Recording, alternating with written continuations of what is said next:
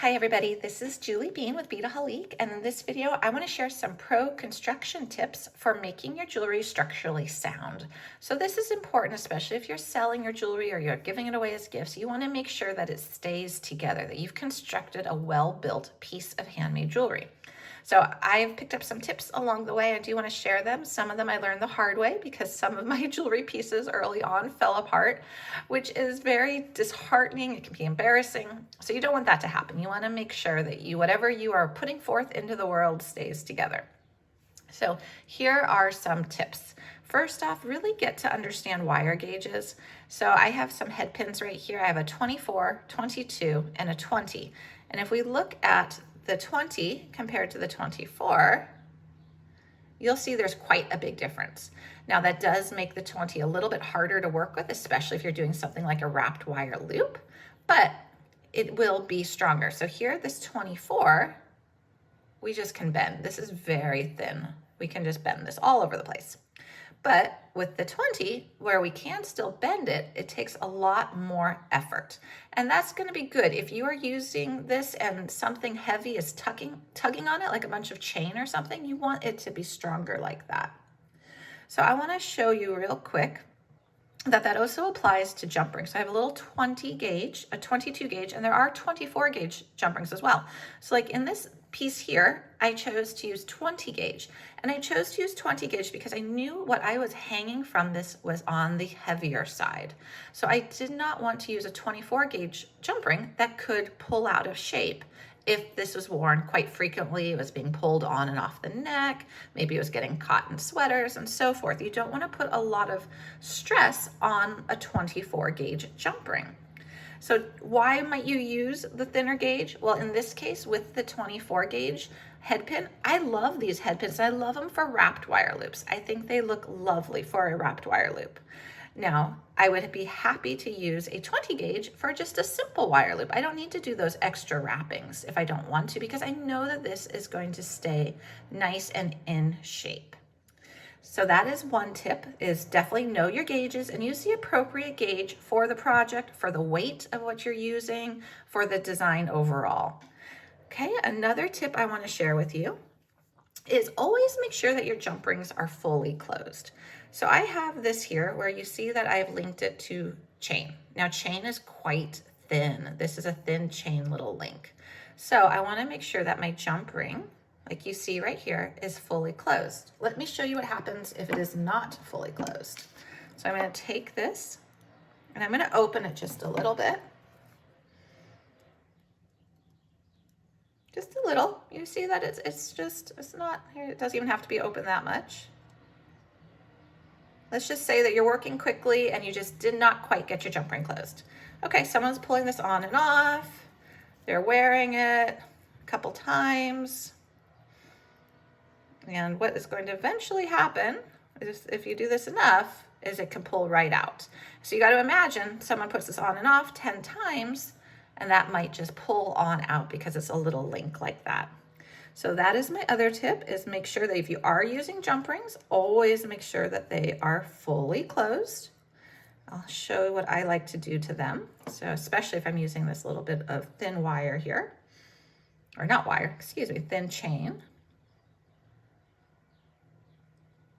Okay, we've got that chain link on there. We're gonna close it on up. Okay, so what I like to do when I think I've got it is I even go like this with my pliers. Just like that, because this is nice and flat, and I just make sure that that is closed. So that is another tip for making sure that your jewelry is well constructed. Another one I want to share with you is to tuck your wire ends. I've shared this in another video, but I think it's important to talk about again. So I need to find a bead. I'm sure I've got one somewhere around here. I did not pull one over for this video. I forgot, but I know I've got a bead somewhere. So let me grab a quick bead, and then I'm going to show you what I mean by tucking your wire ends. Okay. So when you are making like wrapped wire loops, especially, here's a little bead. So let's go ahead and put it on the thin wire. Okay, so I love the thin wire for the wrapped wire loops because once you do your wrappings, nothing's gonna come off. So I've got that bead on there.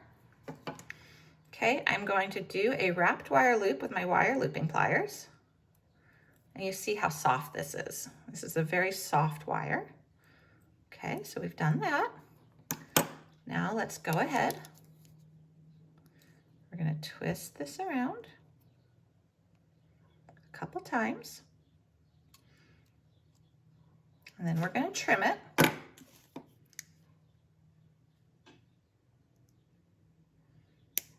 And now if we don't tuck our end, you can see it just there a little bit. There's a little pokey sticking out.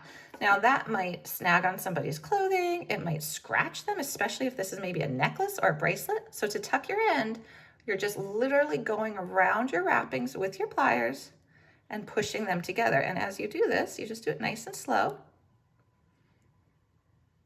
You tuck that end in.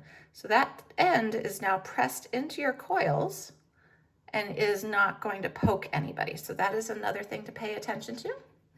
So I also want to have you watch the weight of your designs, especially when it comes to earrings. Now this was probably my biggest thing when I started making jewelry, is I loved big statement earrings. So I would have even perhaps made an earring, say, that was like this, and it would hang like this. Okay, so this is a lot happening here. This is a lot of metal. You've got the bezel, you have the button, you've got the dangle, you've got the chain, and you have to imagine all of this hanging from somebody's ear. That can be too heavy. It can be uncomfortable. It can give people headaches. It can hurt their ears.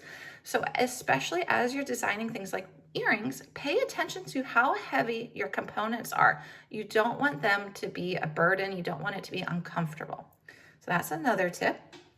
Also, pay attention to the orientation that you hang things. So if you see this pair of earrings right here, we have a little heart as our focal. The little heart is facing forward because of the jump ring and how it is set up. I'm going to take this off and show you an example of what would happen if we weren't paying attention to our orientation. So I've got this, and I'm just going to take this off really quick. Okay, and I have another earring hook right here, another pretty gold earring hook, and I'm just going to slip this on it.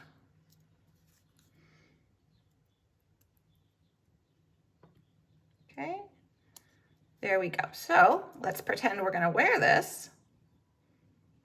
Uh-oh, what's happening? We're seeing the side of our heart. We're seeing the jump ring suddenly becomes the focal, but we're not having the heart facing forward. So to fix that, you would add an extra jump ring. So we would just take this off.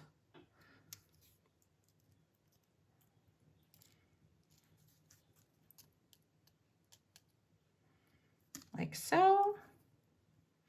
Put on another jump ring. And this is all about construction. These are just these little things you think about as you're designing to make sure that your jewelry shows how you want it to show, that it looks right, that it hangs right, that it stays together. So you just want to think about all of that. Okay, so now let's look at our earring. Okay, now when we're wearing it like this, our heart is facing forward, and that's what we want. So my last tip, besides watching the weight, making sure you know your wire gauges, making sure your jump rings are closed, all those different things, make sure that you're not using too thin of a wire for like a simple wire loop. My last tip is to wear your designs. So give them to your friends to test out, wear them yourself, and see how they wear. A good example is I had originally made this as a bracelet, and it was basically the chain on each side like this, with this in the middle, but this wasn't oriented like this. I connected to the two loops, so this was a link. What happened as I started to wear it is it just kept going like this.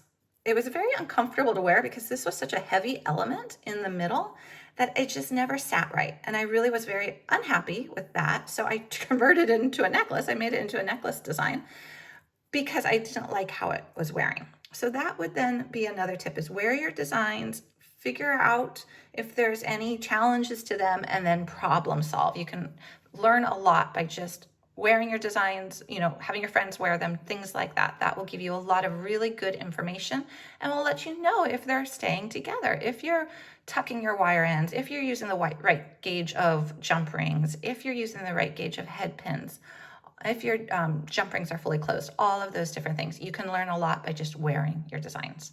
So I hope you enjoyed these pro tips. I hope they help you to make your pieces just a little bit more structurally sound. And I hope you have fun beading and making jewelry. I know I do. It's lots of fun.